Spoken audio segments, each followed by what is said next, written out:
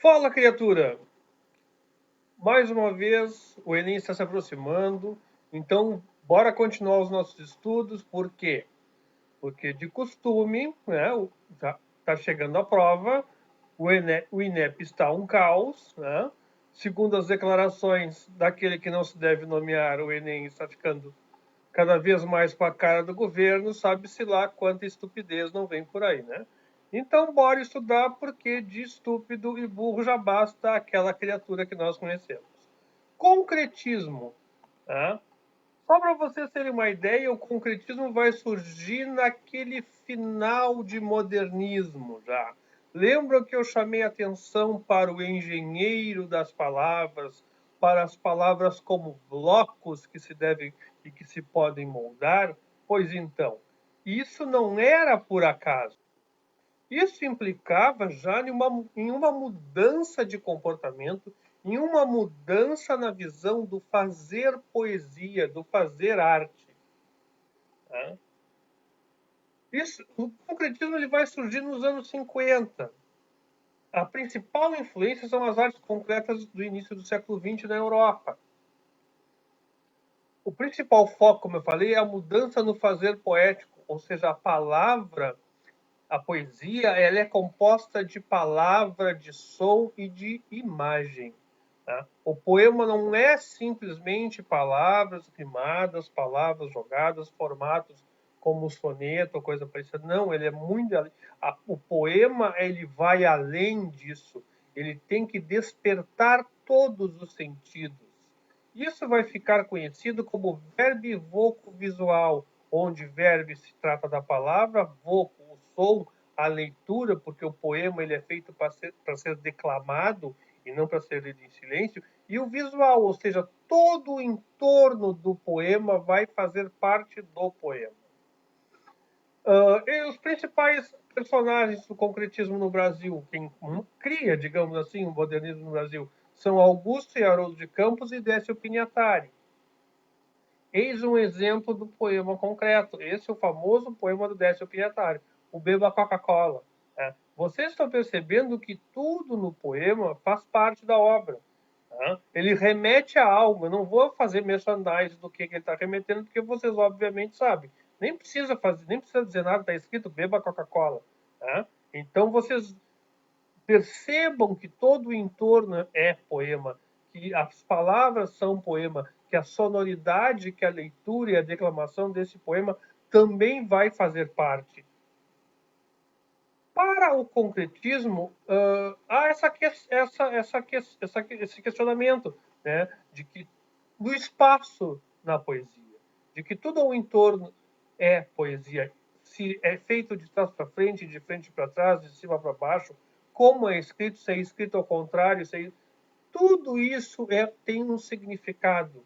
Digamos assim, já que hoje, 2021, segundo a opinião de algumas pessoas, inclusive da minha, nós vivemos todos os momentos da literatura ao mesmo tempo, eu podia comparar que um poeta concretista, não o limitando a essa escola, por exemplo, hoje seria o Arnaldo Antunes. Se vocês pegarem a poesia do Arnaldo Antunes, vão perceber tudo isso que aconteceu no concretismo.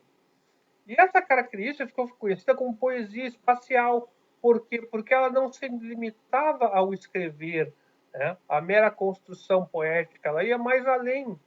A forma faz parte do poema, a cor faz parte do poema, a letra, o desenho, tudo faz parte do poema, até o ritmo em que ele está sendo declamado. O poema é visto e interpretado com as mais diversas possibilidades. Ele vai se iniciar em 52, quando o trio Décio Pinhatari, Haroldo de Campos e os irmãos Campos saem do Clube da Poesia, aquele que foi fundado lá na terceira geração modernista, e criam a revista Neuganders, com a publicação do poeta Menos do Augusto de Campos. E se ficam conhecidos como Grupo Ruptura. Vocês já vão entender por que eles ficam conhecidos como Grupo Ruptura. Em 1956 vai acontecer a primeira exposição no MAN, em São Paulo. Por que eu estou trazendo contexto e características sempre? Porque vocês têm que ler a obra. Vocês têm que ir atrás da poesia e ler a poesia. Por quê?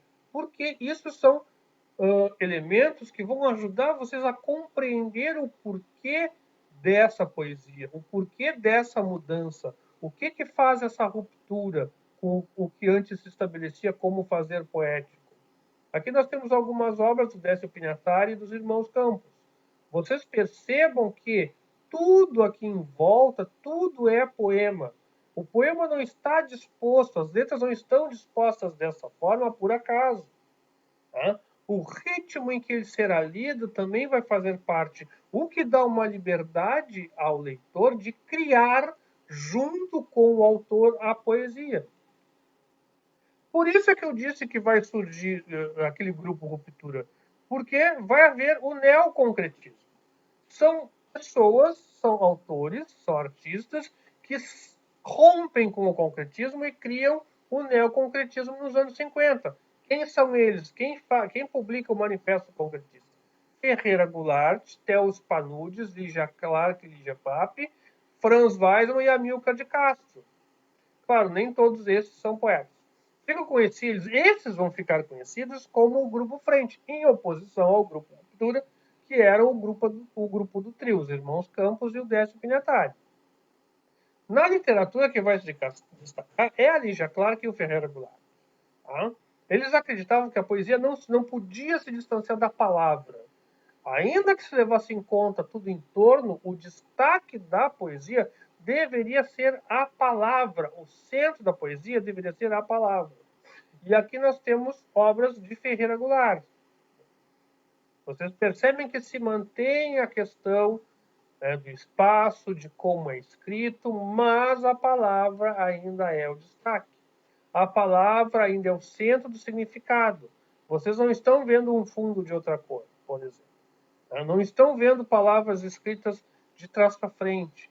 Estão vendo palavras escritas da forma tradicional. Porém, num estilo, num formato diferente. Foi muito rápido o concretismo e o neoconcretismo? Foi. Por quê? Porque em função dele ter surgido e coexistido com a geração de 45, ele meio que vai se misturar com essa geração e vai atrair uma atenção, vai dividir a atenção com a geração de 45. Tá? O que é importante frisar no concretismo e no neoconcretismo? O que é que influencia o concretismo e o neoconcretismo?